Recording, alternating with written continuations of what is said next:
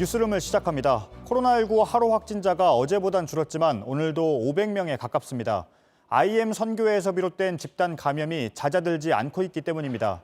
40여 개의 시설이 전국 11개 시도에 흩어져 있는데 지금까지 대전과 광주, 서울을 비롯해 적어도 6개 시도에서 확진자가 나왔습니다.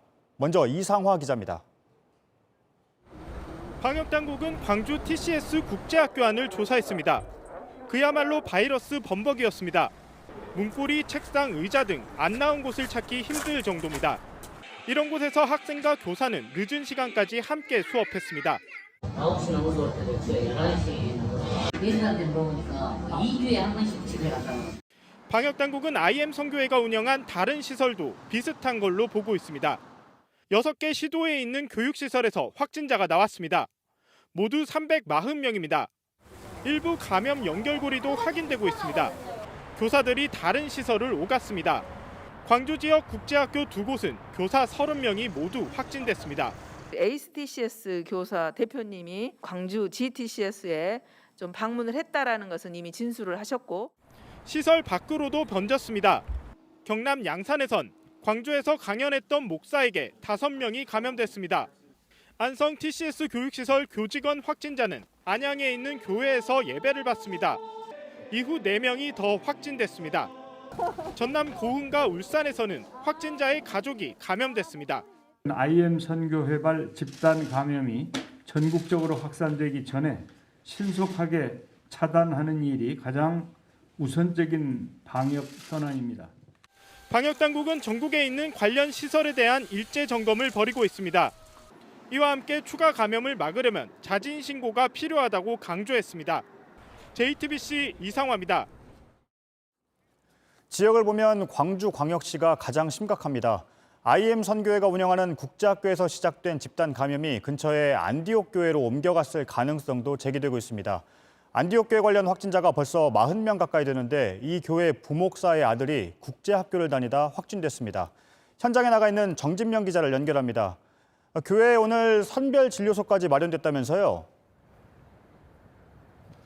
네, 교회 출입문에는 보시는 것처럼 집합 금지 행정 명령서가 붙어 있습니다. 다음 달 7일까지 교회를 폐쇄하라는 명령입니다. 지금까지 이곳에서는 39명이 확진됐습니다. 오늘 선별 진료소도 마련이 됐는데요. 하지만 반발 움직임도 있었습니다. 이 교회 교인으로 추정되는 남성이 의료진에게 교회 탄압 음모다, 왜 교회만 가지고 그러느냐며 고성을 지르는 등 소동이 있었습니다. 이곳에서 교인이 검사를 받으면 무조건 확진으로 나온다는 근거 없는 괴담도 떠돌고 있습니다.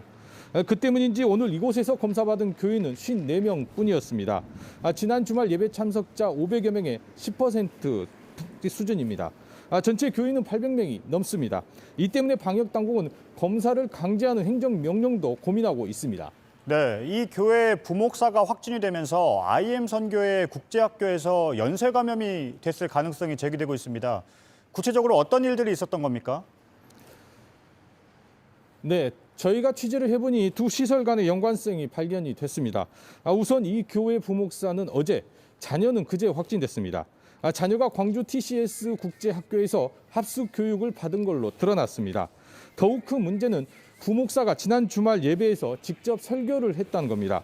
참석자를 제한하고 거리두기 지침도 지켜졌던 걸로 전해졌지만 당시 부목사는 마스크를 쓰지 않고 있었습니다. 부목사가 집단 감염의 중심인지는 아직 확인되지 않았습니다. IM 선교회와 안디옥 교회 두 시설의 관계가 오래됐다고 볼 만한 영상도 찾았다면서요? 네, 저희가 영상 하나를 확보했습니다. 지난해 6월 IM 선교사 대표 마이클 조 선교사가 이곳 안디옥 목사를 찾아와 설교한 영상입니다. 이날 설교에서 자신이 운영하는 미인과 교육시설을 구체적으로 홍보했는데요. 여기에 두 교회 간의 연결고리가 담겨 있었습니다. 안디옥 교회는 최근 방과 후 학교를 열어 곧 운영을 앞두고 있었습니다. IM 선교회의 방과 후 학교를 모델로 한 건데 실제 당시 영상에 마이클 조 선교사는 안디옥의 부목사와 방과 후 학교를 직접적으로 언급하는 장면이 나옵니다.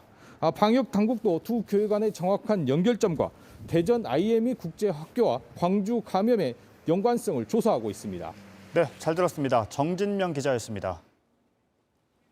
이렇게 IM 선교회에서 비롯된 집단 감염은 걷잡을 수 없이 퍼지고 있습니다. 시간을 돌려보면 언제 터져도 이상하지 않을 상황이었습니다. 그동안 선교회 대표의 안일했던 인식이 드러나고 있는 겁니다.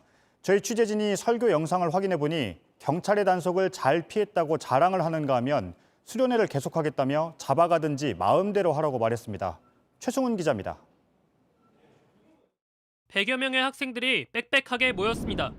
마스크는 턱에 걸치거나 아예 쓰지 않았습니다. 지난해 8월 충남 태안에서 열린 수련회 모습입니다. 선교회 대표는 경찰 단속을 피했다며 자랑합니다. 경찰이 엄청 웃긴 게 오전에 왔다가 가시고 끝난 날 1시에 끝났는데 2시에 오셨습니다. 할렐루야. 우리 주님께 영광의 박수. 대놓고 수련회를 계속하겠다는 말도 했다고 합니다. 제가 그들에 대해 얘기했습니다. 여보시오. 여기는 영혼의 생명을 살리는 곳입니다. 저는 절대 포기하지 못합니다. 저를 잡아가시든지 마음대로 하십시오. 온 국민이 고통을 나누며 거리두기를 할 때였지만 아랑곳하지 않고 대규모 수련회도 열었습니다. 전국 각지에서 2,000명 했는데 확진자가 한 명도 안 나온 거예요. 그런데 확정자가 몇 명이 나오냐? 1,900명이 나왔습니다. 환기가 잘 안 된다는 것도 알고 있었습니다. 여름인데요. 이거를 이렇게 다 막아놨어요. 근데 저희가 몇 도가 올라가면 45도까지 올라가요. 에어컨을 틀어도 꽉 차니까 애들이. 같은 달 수원의 한 교회에서는 교회 관계자들이 반대했지만 수련회를 열었다고 말했습니다. 장로님들이 막았었어요. 무슨 짓을 하느냐, 막 캠프하지 마라. 근데요, 가슴 뛰는 아줌마들이 저기를 열어버리더라고요. 그리고 저희가 열려서 부흥이 되기 시작하더라고요. 태안경찰서는 당시 수련회가 열린 곳을 순찰했지만 안을 보지는 못했다고 밝혔습니다. JTBC 최승훈입니다. IM 선교회가 운영하는 국제학교는 미인가 교육시설이었고 수익 사업의 성격을 띠고 있습니다. 학생 한 명에게 한 달에 80만 원씩을 받았습니다. 광주 TCS 국제학교에서만 한 달에 수천만 원의 매출을 올렸을 걸로 추정됩니다. 인가를 받지 않고 운영을 했기 때문에 방역과 함께 세금 역시 사각지대에 있었습니다. 배양진 기자입니다. 교육 프로그램에 참여한 아이들의 입시 성과를 자랑합니다. 10명 중에서 6명이 인서울 합니다. 외국어를 세계 100대 안에를 들어갑니다. 교회가 더 학원보다 더 잘 가르칠 수 있어요. 영어 캠프는 가격도 싸다고 홍보합니다.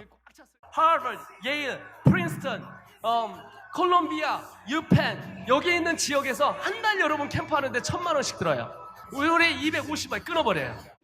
마이클 조 IM 선교회 선교사가 지난해 6월 광주 안디옥 교회를 찾아가 설교했던 내용입니다. 실제 IM 선교회는 광주 TCS 국제학교를 기숙학원처럼 운영했습니다. 학비를 내는 아이들은 한 명당 한 달에 80만 원을 냈습니다. 100명 가까운 학생 수를 감안하면 적어도 수천만 원 정도의 수업료를 받은 걸로 추정됩니다. 그렇다면 수익은 얼마나 났고 세금은 어떻게 냈을까? 먼저 이 시설이 수익 활동이 가능한 사업자인지부터 확인해봤습니다. 없어요. 없기 때문에 미인가로 보는 거죠. 추가적으로 여러 가지 조사가 필요할 것 같은데요. 사업자로 등록이 되어 있지 않으면 소득을 따로 신고하지 않는 한 소득세를 내지 않습니다. 방역은 물론 세금에서도 사각지대였던 걸로 추정됩니다. 선교사들에게 월급을 제대로 주지 않았다는 증언도 나왔습니다.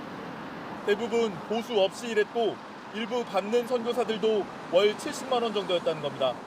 70 받으시는 분이 2명밖에 없다는 거예요. 23명 중에. 그러면 다른 분들은? 자원신이라고 보시면 좋을 것 같아요. 아이들은 좁은 숙소에서 많게는 10명이 함께 생활했고 집단 감염으로 이어졌습니다. JTBC 배양진입니다.